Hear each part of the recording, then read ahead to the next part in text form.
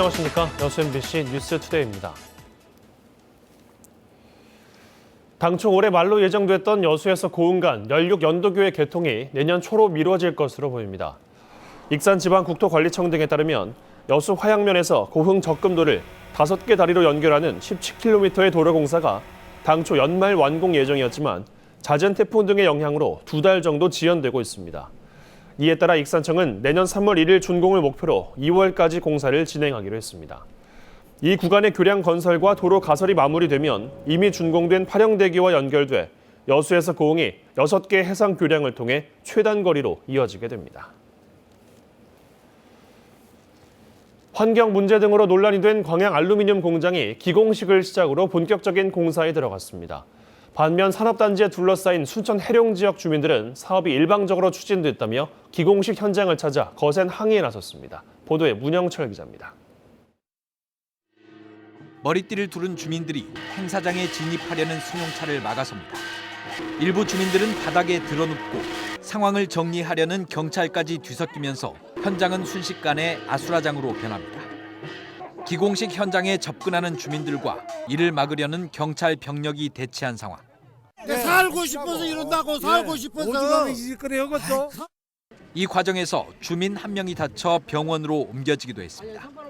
환경오염을 우려하며 알루미늄 공장 건립에 반대해온 순천 해룡 지역 주민들은 기공식장 앞에서 집회를 열고 자신들을 공식적인 협상 대상에서 제외한 것도 모자라 당초 약속과 다른 내용의 합의서까지 체결했다며 사업 철회를 요구했습니다.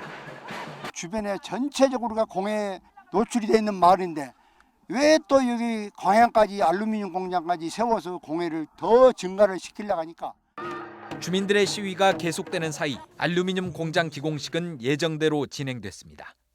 중국 밍타이 그룹이 투자한 알루미늄 공장은 내년 8월쯤 공사를 마친 뒤 알루미늄 판재와 포일을 생산할 계획입니다. 업체 측은 광양 세풍 지역 주민들의 협조로 공장 건립이 가능했다며 환경 문제가 발생하지 않도록 하겠다는 점을 강조했습니다.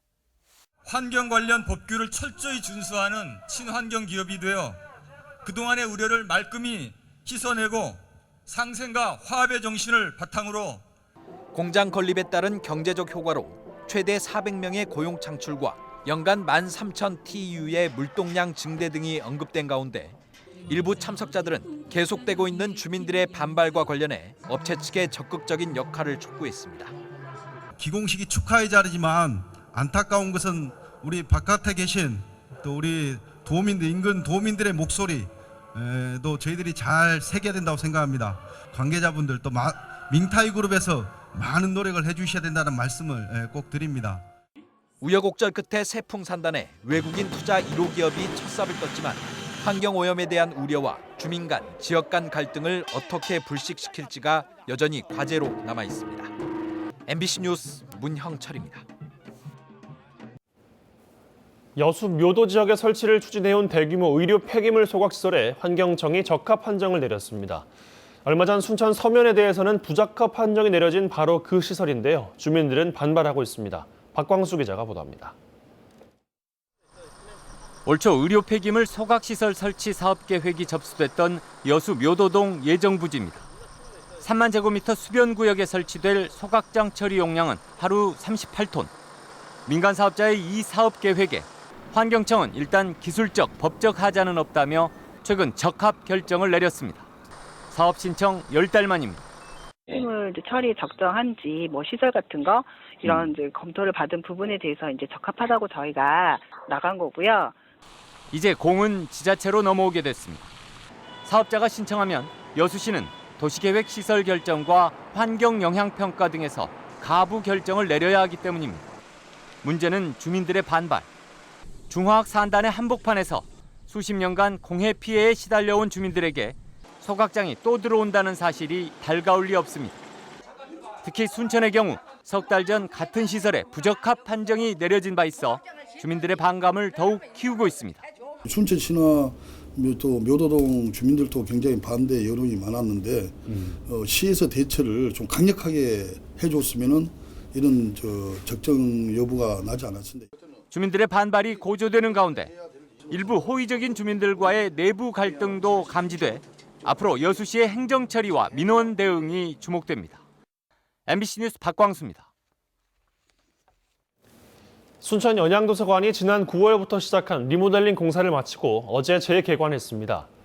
3개월에 걸쳐 새 모습으로 단장한 순천 연양도서관은 문화체육관광부 주관 문화분야 생활 SOC 공모 사업에 선정돼 도서관 노후 기본 시설을 재정비했습니다.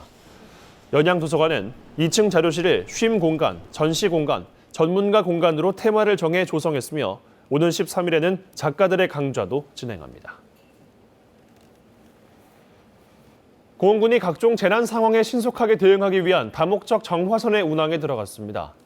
고흥군은 5억 7천만 원의 예산을 투입해 승선 정원 5명에 900마력 디젤 엔진을 장착하고 최대 속력 20노트까지 운항이 가능한 15톤급 다목적 정화선 청정고흥호를 건조해 본격적인 운항에 들어갔습니다. 다목적 정화선 청정고흥호는 등량만과 고흥만 등 남해안의 청정해역 보존은 물론 해양 오염과 적조, 재난 발생 등 각종 상황에 신속하게 대응할 수 있을 것으로 기대되고 있습니다. 여순 사건 재심 공판이 어제 5번째로 열렸습니다. 검찰과 피고인 양측의 증인들이 재판에 처음으로 출석했는데 증인들은 당시 희생자들이 무죄라며 입을 모아 증언했습니다. 조희원 기자입니다. 4차례의 준비기일 끝에 열린 여순 사건 재심 5번째 공판은 사실상 피고인 고 장환봉 씨의 무죄를 입증하는 재판이었습니다. 재판에 출석한 4명의 증인들은 고 장환봉 씨에게 사형 판결을 내린 군법회의가 부당했다며 입을 모았습니다. 검찰 측 증인으로 출석한 전 진실화해위원회 조사관 김춘수 박사는 당시 군법회의가 불법적이었다는 자료들이 존재한다며 군법회의를 통해 재판을 받은 모든 희생자들은 무죄여야 한다는 의견을 밝혔습니다. 또 다른 검찰 측 증인인 전 과거사정리위원회 채록가 박병섭 씨 역시 경찰 개개인의 자의적인 판단으로 유무죄 여부가 나뉘었던 사례가 대다수였던 것으로 보인다고 진술했습니다. 재판에서는 반란군을 도운 사실이 없었다고 서술한 여순 사건 당시 철도청에서 근무했던 청암대학교 설립자 고 강길태 선생의 자서전과 유무죄를 판단하는 경찰 조사가 부실했다는 전 철도청 직원 김용익 씨의 생전 증언도 주요 증거로 채택됐습니다. 피고인 측 증인으로 출석한 전직 철도청 직원들과 유족들 역시 14연대와 희생자들은 무관했다며 일관되게 진술했습니다. 사법부에 관여한 분들이 어떤 그 사법적 판단만 있으면 이것은 가능하지 않겠나 이제 이렇게 생각을 합니다. 사법적인 이 구제 절차가 없이 진행된 이 재판인데 이것을 가지고 그렇게 무죄 판단을 못한다고 하면은 저는 정말. 검찰은 2시간가량 이어진 재판에서 나온 증언들을 토대로 다음 공판 때까지 공소 사실을 보완할 계획입니다. 재판부는 오는 23일을 끝으로 공판을 종결할 계획이라고 밝혔습니다. MBC 뉴스 조희원입니다.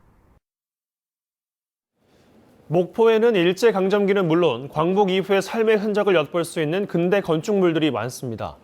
원도심을 대표하는 건축물 가운데 하나인 경동성당이 국가등록문화재로 지정됐습니다. 김양훈 기자가 취재했습니다. 목포 유달산 아래 웅장한 석조 건축물의 성당이 자리 잡고 있습니다. 지난 1954년 지어진 경동성당으로 목포 지역에 현존하는 가장 오래된 성당입니다. 경동성당은 목포 산정동 성당과 함께 한국 최초 레지오 마리에를 도입한 발상지로 광복과 6.25 전쟁 이후 목포 일대 도서지방의 선교 활동을 위해 건립됐습니다. 이 경동성당은 목포뿐만이 아니라 인근의 신안 섬들, 어려운 사람들을 위한 선교 활동과 복지, 구호 활동을 했던 목포의 중심지였습니다. 목포 지역 천주교 역사와 가치를 간직하고 있는 경동성당이 등록문화재로 지정됐습니다. 60여 년이 지난 지금도 경동성당은 건물 일부만 변형됐을 뿐 서양식 근대 건축물의 형태를 비교적 온전하게 갖추고 있습니다. 사회복지와 교육활동을 지속적으로 전개해 지역사회에 이바지했던 점에서 지역적으로도 의미가 큰 근대 문화유산입니다. 경동성당의 건축학적인 가치뿐만 아니라 성도들이 원형 복원을 위한 기금을 마련하는 계획 등도 문화재 등록에 도움이 된 것 같습니다. 성당 측은 문화재청의 전문적인 자문과 지원을 받아 성당 전면부와 종탑 등을 원형대로 복원할 계획입니다. 경동성당의 등록문화재 지정을 계기로 목포 원도심 도시재생과 근대 역사문화공간 조성 사업도 탄력을 받을 것으로 기대됩니다. MBC 뉴스 김양훈입니다. 광양 매화축제가 내년부터 지역축제에서 국민참여형 축제로 변신을 준비하고 있습니다. 광양시는 내년 3월에 열리는 제22회 광양 매화축제에 대한 국민적인 관심과 참여를 유도하기 위해 슬로건과 포스터 대국민 공모를 진행한다고 밝혔습니다. 공모 기간은 오는 12일까지로 참신한 아이디어를 가진 대한민국 국민이면 누구나 참여할 수 있고 당선자는 300만 원의 시상금이 주어집니다. 10여 년 동안 바닥에서 벗어나지 못했던 전라남도의 청렴도가 크게 올라갔습니다. 국민권익위원회에서 발표한 2019년 청렴도 평가에서 전라남도는 광역지자체 가운데 2등급을 받아 우수기관으로 선정됐습니다. 지난해 4등급에서 2등급으로 2계단 상승한 것으로 외부 청렴도와 정책 고객 평가에서 크게 개선된 것으로 나타났습니다. 한편 광주시는 지난해 3등급에서 최하위인 5등급으로 추락했습니다. 전라남도 의회 김기태 의원이 경도 해안단지의 개발 사업의 원활한 추진을 촉구했습니다. 김 의원은 어제 미래에셋이 여수 경도 해안관광단지 부지 매입비 2,900억여 원을 당초 계획보다 4년 앞당겨 납입하기로 하는 등 사업 진행에 속도를 내고 있는 만큼 전라남도도 적극적으로 행정 지원에 나서야 한다고 주장했습니다. 김 의원은 또 광양경제청도 경도지구 개발 사업에 지역업체가 적극 참여해 상생 발전할 수 있는 방안 마련에 주력해야 한다고 강조했습니다. 전라남도가 내년에 친환경 농업 육성기금을 지원합니다. 전남도는 유기농 중심의 품목 다양화 등 친환경 농업 육성과 농가 경쟁력 제고를 위해 2020년도 친환경 농업 육성기금 70억 원을 지원하기로 하고 다음 달 14일까지 농가 신청 접수에 들어갔습니다. 지원 대상은 도내에 1년 이상 거주하고 친환경 농업을 실천한 농업인, 법인, 생산자 단체 등이며 융자 한도는 개인 1억 원, 법인 5억 원, 유통업체 10억 원까지 지원할 계획입니다. 순천시 생활문화센터 영동 1번지가 2019년 전국 생활 SOC 공모전에서 우수 사례로 선정됐습니다. 순천시는 도시재생 사업을 통해 문화 나눔과 체험 공간으로 운영되고 있는 생활문화센터 영동 1번지가 국무조정실 생활 SOC 추진단에서 주관한 2019년 전국 생활 SOC 공모전 우수상에 선정됐다고 밝혔습니다. 안개와 먼지가 뒤엉키면서 가시거리가 2km가 채 되지 않습니다. 초미세먼지 농도는 갈수록 더욱 높아지고 있는데요. 이 시각 서울 성북구가 52, 서산이 70마이크로그램 등 전국 대부분이 나쁨 수준까지 짙어져 있습니다. 앞으로 서풍을 타고 고농도의 스모그가 계속해 유입이 되면서 이보다도 대기질이 더욱더 악화되겠고요. 미세먼지는 내일까지도 기승을 부리다가 모레부터야 차츰 물러갈 것으로 전망되고 있습니다. 서울 등 중부지방은 오늘 밤부터 내일 낮 사이에 또 오락가락 비가 내릴 텐데요. 이번에도 양이 워낙 적어서 먼지 청소를 도와주는 데는 힘들겠습니다. 오늘 남부지방의 하늘엔 구름만 많이 지나는 날씨가 되겠고요. 동쪽 지역으로는 건조함이 계속되고 있어서 불조심하셔야겠습니다. 볼에 닿는 공기는 어제보다도 더욱 부드러워졌습니다. 이 시각 서울이 6.3도로 어제보다 7도가량 높아져 있는데요.